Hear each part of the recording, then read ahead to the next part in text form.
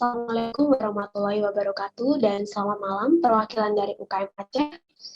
Terima kasih kesempatannya telah berkenan untuk bergabung dalam podcast SSB Bercerita episode ke-1 kali ini. Nah, di sini nanti kita akan membahas seputar UKM Aceh, Kak. Nah, nanti kita akan sharing-sharing tentang UKM Aceh itu sendiri. Nah, untuk pertama-tama, izinkan aku untuk memperkenalkan diri terlebih dahulu. Perkenalkan aku Desri Malau dari Kabinet Muda Kementerian Sosial Seni dan Budaya di Telkom University. Aku sendiri dari jurusan S1 Digital Public Relations angkatan 2020. Nah, di sini tentunya aku juga nggak sendirian karena ada perwakilan dari UKM Aceh. Boleh langsung aja, Kak, untuk perkenalan.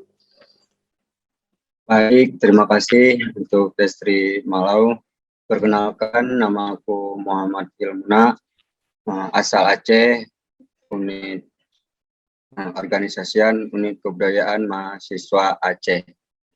Aku dari angkatan 2019. Oke, Kak. Salam kenal ya, Kak. Ya, Oke, bisa langsung aja, Kak, dijelaskan mengenai gambaran umum dari UKM Aceh ini. oke. Untuk gambaran umum dari UKM Aceh itu, sebelumnya untuk unit kebudayaan mahasiswa Aceh ini adalah wadah untuk bersatunya mahasiswa Aceh yang merantau di Bandung, tepatnya di Telkom University.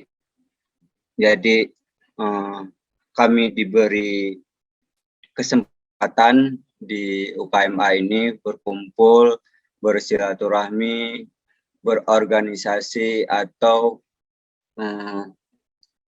menjadikan wadah ini sebagai untuk mempersatukan anak-anak Aceh itu di tanah Sunda, Kak Desri Malau. Dari UKM Aceh itu sendiri mempunyai struktur-struktur, bahkan struktur dari organisasinya itu dapat dilihat dari paling atas itu ada istilahnya kayak penasihat itu tuh ibaratkan kalau di sistem di nasional itu kayak MPR yang menjadi penasihat atau yang mengontrol haluan dari UKMA ini. Nah, di bawah itu ada Raja Nanggro. Nah, Raja Nanggro itu diibaratkan dengan ketua dari UKMA-nya sendiri, dan ada wakil dari Raja Nanggro itu yang membantu ketua dari Raja Nanggronya itu sendiri. Dan ada divisi-divisi budaya, terus ada eksternal internal seperti layaknya organisasi lain juga, kaderisasi, terus ada di bagian logistik juga ada, standar lah untuk organisasi-organisasi lainnya. Cuman nanti di nama-namanya itu kami bikin menurut dari bahasa Acehnya itu sendiri. Oke, jadi bisa dikatakan bahwa UKM Aceh ini untuk merangkul teman-teman yang ada di Telkom University yang berasal dari Aceh ya, Kak ya? Betul sekali, Destri. Oke. Aku juga mau bertanya nih, Kak, apa sih yang menjadi fokus utama dari UKM Aceh ini? Nah, untuk fokus utama atau visi dari UKM Aceh ini sebenarnya terlepas dari kami bersatunya atau menjadikan wadah UKM ini untuk menjalin silaturahmi, dari UKM-nya sendiri juga mempunyai fokus utamanya itu atau apa ya, alat perang atau bisa dibilang sebagai branding dari UKM-nya sendiri itu di kebudayaan. Nah, gimana caranya UKMA ini dapat memperkenalkan kebudayaan Aceh itu di tanah atau di luar dari Nanggro Aceh Darussalam. Jadi gimana caranya dengan beberapa puluh atau yang tergabung di UKMA ini, walaupun jumlahnya terbatas, enggak terlalu yang kayak ratusan, tapi dapat memperkenalkan budaya-budaya Aceh itu kayak seperti tarian-tarian, adat istiadat yang mengenai dengan karakter-karakter masyarakat Aceh, kebudayaan Aceh segala macam itu dapat dilihat atau dikenal sama orang-orang di luar dari Aceh itu, Kak Adestri. Oke, jadi mungkin UKM Aceh ini gunanya juga untuk mengembangkan dan membranding kebudayaan dari Aceh untuk lebih dikenal ya, Kak ya. Betul, Kak Desi. Lalu apa aja sih Kak keuntungan dari mengikuti UKM Aceh ini? Nah, mungkin dari Kakak sendiri boleh diceritakan insight yang telah diperoleh, baik itu soft skill ataupun hard skill-nya. Yang paling mendasar ketika anak rantau itu keluar dari zona nyaman lah ya, zona nyaman atau keluar dari negeri asalnya itu, terus dia dapat bersatu dengan saudara-saudara yang seasalnya itu, sebuah anugerah. Kalau menurut aku ya sebuah anugerah dapat dipersatukan atau diberi kesempatan untuk bersatu, yang mana kita sama-sama jauh di rantau orang, kita sama-sama senasib,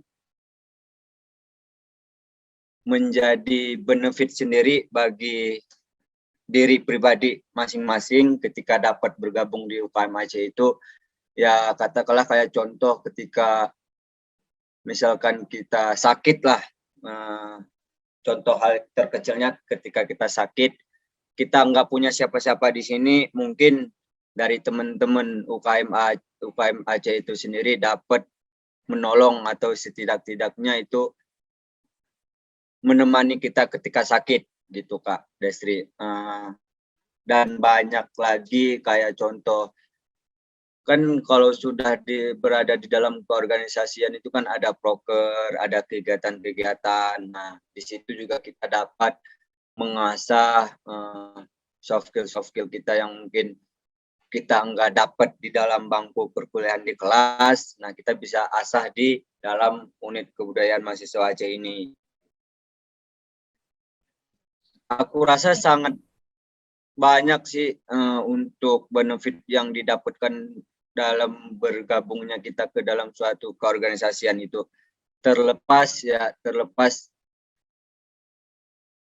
dari mungkin ini saudara kita, ini teman kita, ini orang sekampung kita, bukan hanya itu, tapi banyak manfaat atau keuntungan-keuntungan lain yang bakal kita dapatkan ketika kita bergabung di sebuah keorganisasian. Itu Kak Destri. Oke, jadi insight tersebut bisa berguna untuk kedepannya gitu ya Kak, suatu hari nanti gitu ya.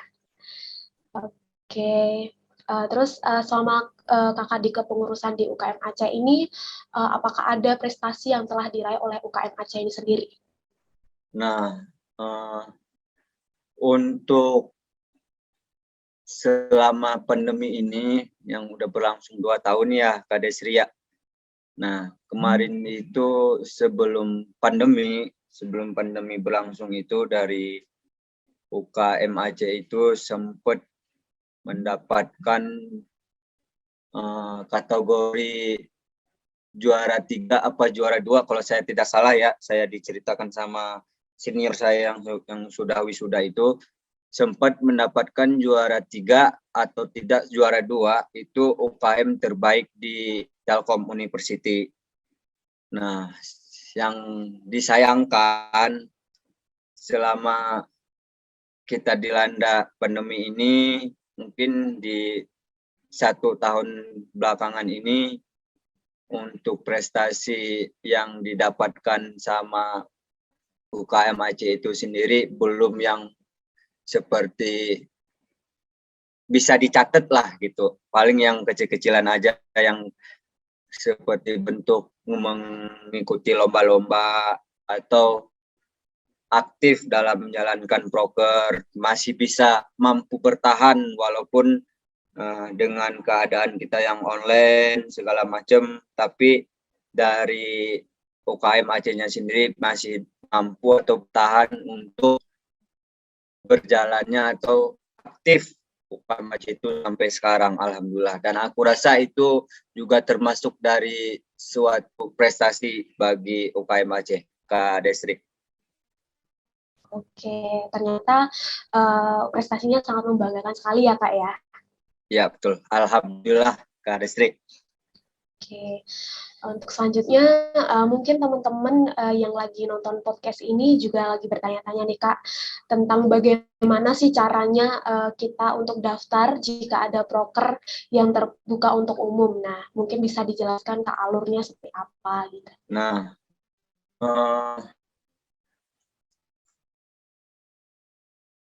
kemarin ketika sebelum kita dilanda pandemi itu ada beberapa proker yang memang dibuka untuk umum.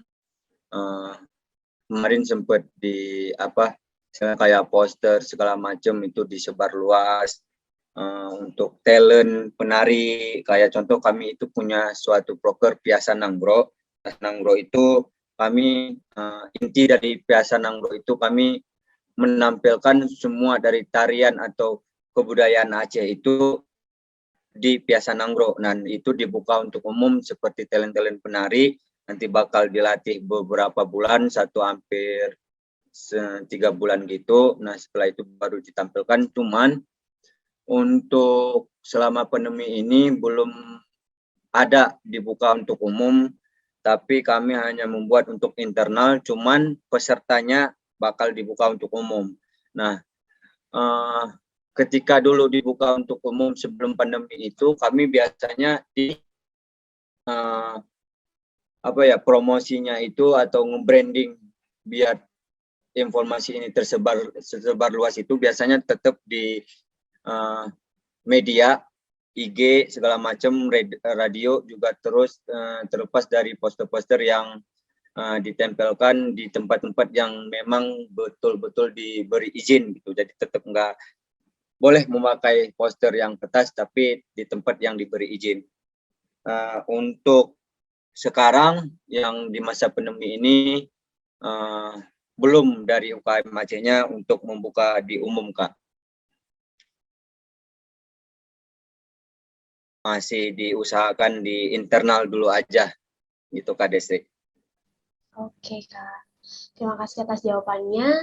Nah, selanjutnya aku mau bertanya lagi, seperti yang kita ketahui nih Kak, bahwa UKM Aceh ini kan merupakan UKM yang lingkupnya besar di Telkom University. Nah, bagaimana sih Kak caranya Kakak dan teman-teman dari UKM Aceh untuk mempertahankan eksistensi dari UKM Aceh ini agar peminatnya tuh tetap banyak gitu Kak? Untuk mengenai menjaga eksistensi dari UKM Aceh ini sendiri, yang pertama aku rasa gimana cara dari kepengurusan UKM itu menjaga utuh atau melanjutkan proker-proker yang sekiranya itu penting untuk dilakukan dan untuk tidak sama sekali ditinggalkan. Jadi sekiranya ada nih proker-proker yang memang krusial kalau ditinggalkan atau enggak dilaksanain walaupun di masa pandemi gini. Nah, dan alhamdulillahnya yang seperti kayak saya katakan di awal tadi, memang alhamdulillahnya beberapa proker yang dari UKM Aceh ini krusial, alhamdulillah masih dapat dijalankan sesuai dengan keadaan kita yang pandemi ini, Kak. Nah, itu yang terpenting. Gimana caranya proker-proker yang sekiranya itu penting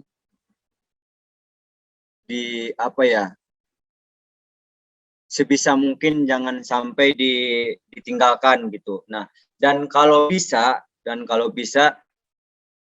di keadaan kita yang online gini juga sebisa mungkin, sekreatif mungkin menghasilkan ide-ide atau proker baru atau inovasi baru. Jadi misalkan kayak proker-proker yang sudah ada ketika sebelum pandemi dulu dan nggak bisa dipakai atau nggak bisa disesuaikan dengan keadaan kita yang pandemi ini, gimana caranya kita bisa menggantikan itu, kita carikan yang lain gitu.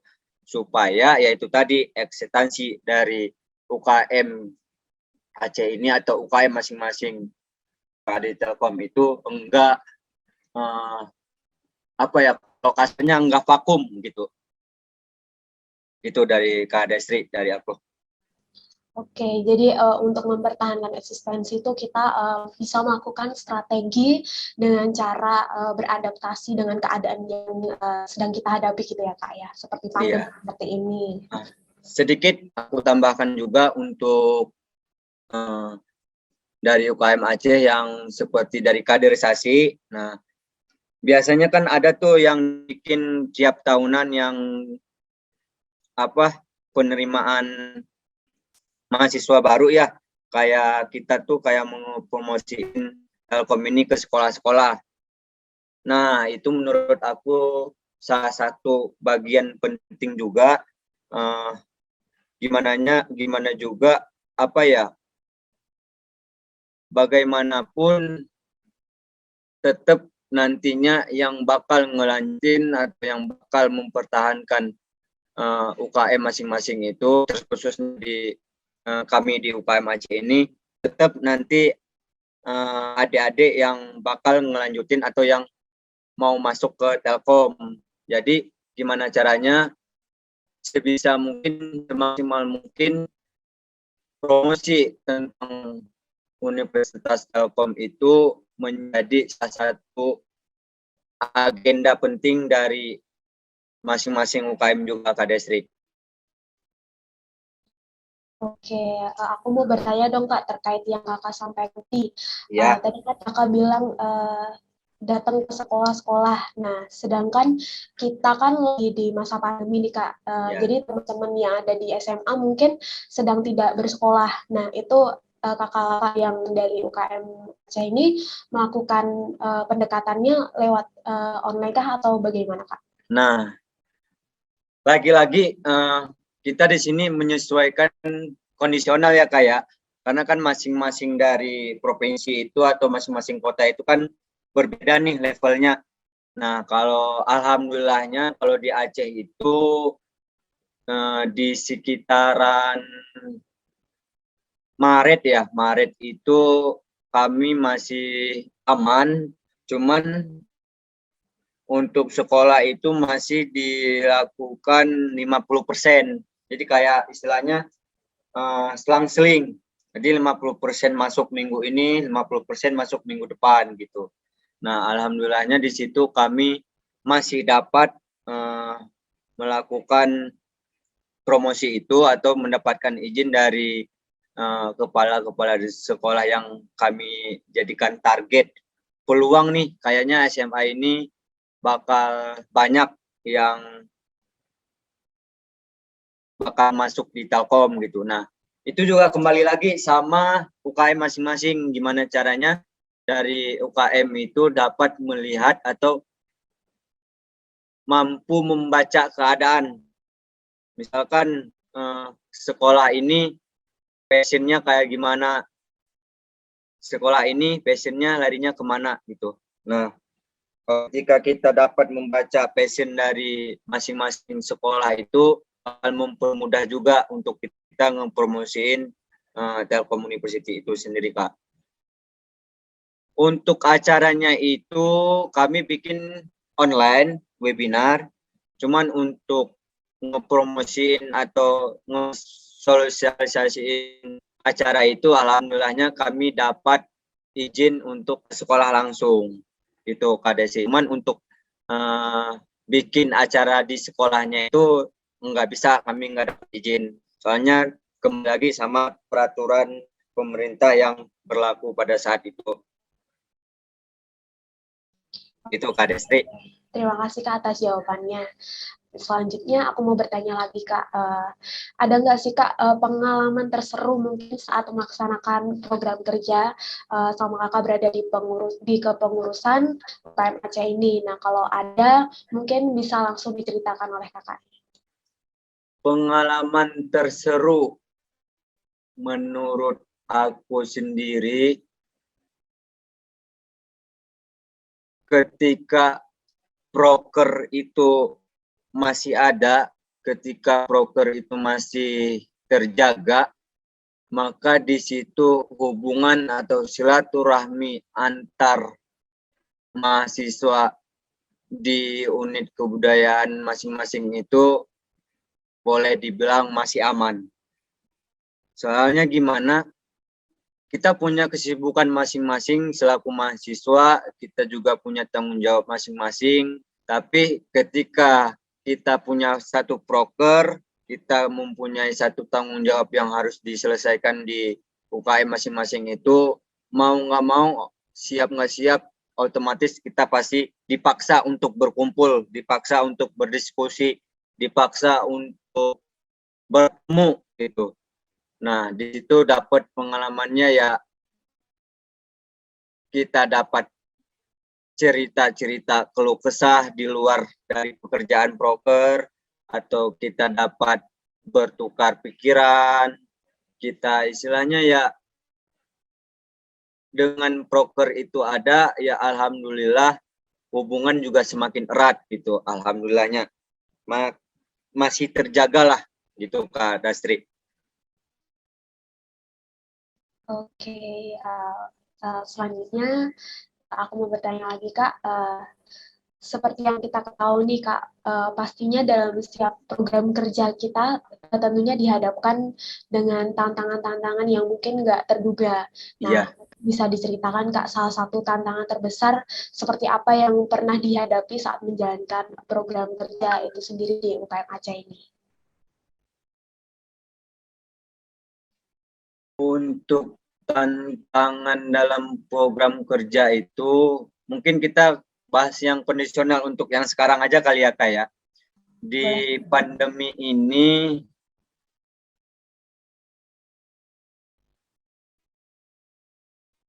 dikarenakan kita istilahnya dirumahkan masing-masing, kita dilarang untuk bertemu juga. Mungkin kalau di Aceh masih bisa ya, cuman kembali lagi ntar untuk menghargai sesama, untuk istilahnya menjaga kesehatan masing-masing juga, tetap untuk bertemunya itu susah gitu. Nah,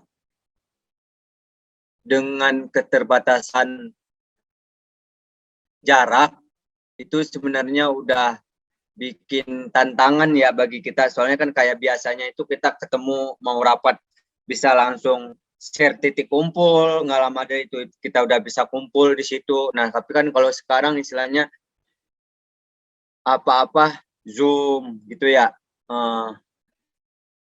belum lagi nanti yang terkendala jaringan, belum lagi nanti dia yang bentrok dengan jadwal perkuliahan, jadwal tugas segala macam.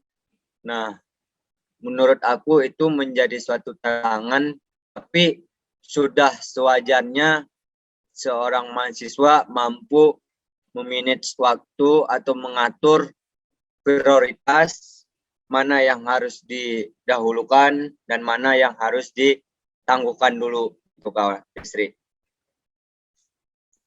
Oke, terima kasih Kak atas jawabannya. Satu lagi, Kak mau nambah satu lagi. Boleh Kak? Nah, kembali lagi di kondisional kita yang pandemi ini, ujung-ujungnya yang harus dijaga itu komunikasi. Ketika kita udah dibatasi dengan jarak, kita dilarang untuk bertemu, kita yang dilarang untuk mau ngapa-ngapain susah, yang namanya kita ada teknologi, yang namanya kita ada media, di situ kita harusnya bisa memanfaatkan itu dengan maksimal. Nah, komunikasi yang harus dijaga. Ketika kita dapat betul-betul menjaga komunikasi, alhamdulillah saya yakin apapun yang mau dilakuin, apapun yang mau dilaksanain, pasti bakal terlaksanakan, Kak Desri. Komunikasi nomor satu pokoknya di saat kita keadaan pandemi gini.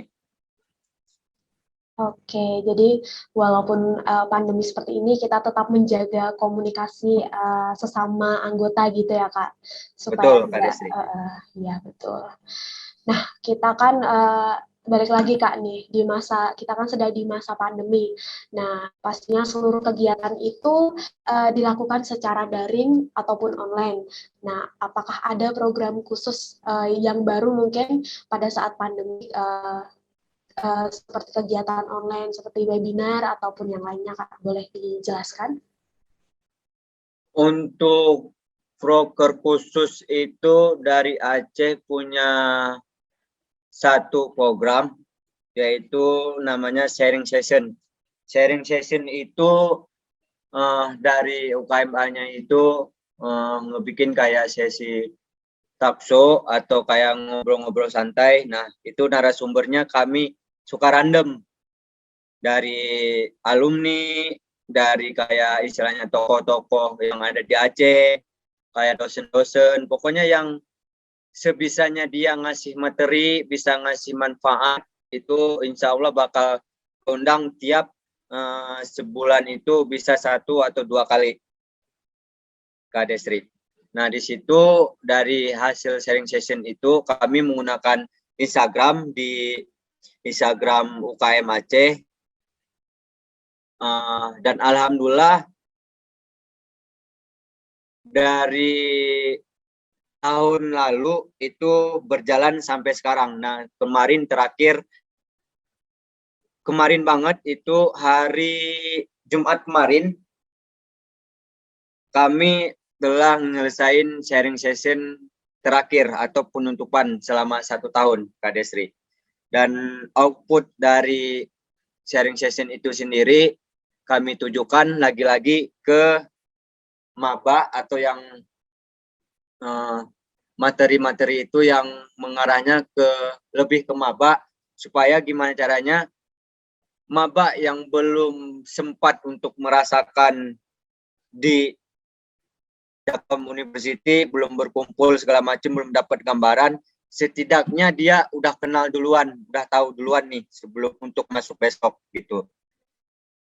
Nah, terus nanti dari maba-mabanya juga mencatat atau poin-poin resum lah gitu untuk bekal nanti persiapan mereka ketika offline gitu, Kak Desri.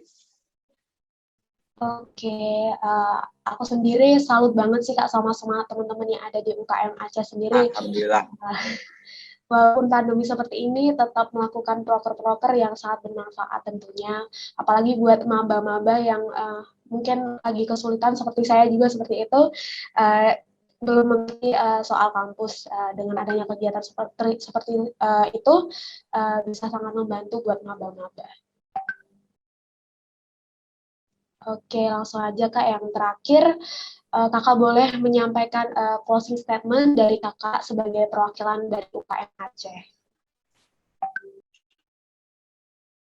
Oke, ini closing statement berarti udah hampir mau ditutup ya kayak. Ya Kak, betul. Boleh saya tanya berarti ini nanti bakal di post ya kayak videonya? Ya Kak, betul. Oke. Saya izin cas laptop dulu.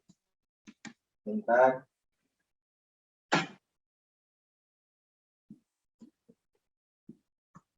Closing statement dari saya. Semoga video ini ada yang nonton dari teman-teman atau adik-adik yang berasal dari Aceh. aku mau bilang sama kalian, ketika kalian mau mengambil keputusan, cobalah untuk keluar dari zona nyaman atau keluar dari kampung sendiri.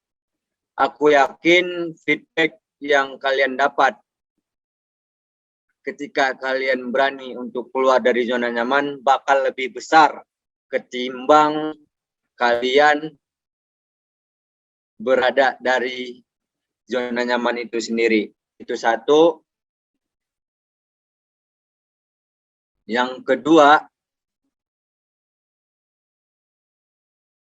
jangan pernah takut untuk keluar, jangan pernah takut untuk bermimpi bisa berkuliah di luar Aceh.